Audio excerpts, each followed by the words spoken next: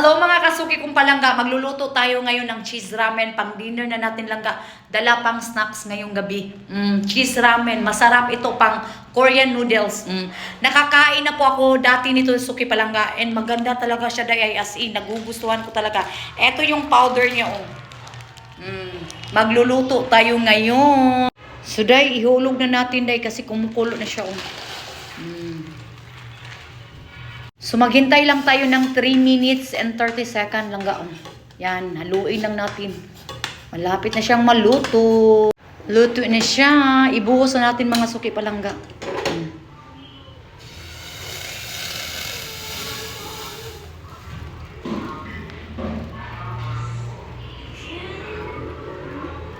So ito na.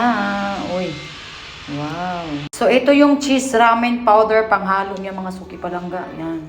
Halo lang natin.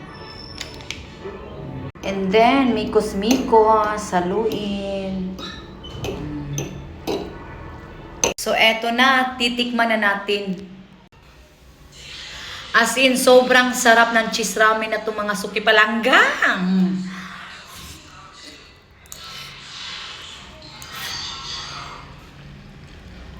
The best talaga as in. Ang link nito ilalagay ko na lang sa ating Yolo Basket. Cheese ramen. Pwede mong dalawin sa ating Yolo Basket dyan. Dahil, tikman mo dahil. Napakasarap as in. Hindi ka talaga magsisisi nito.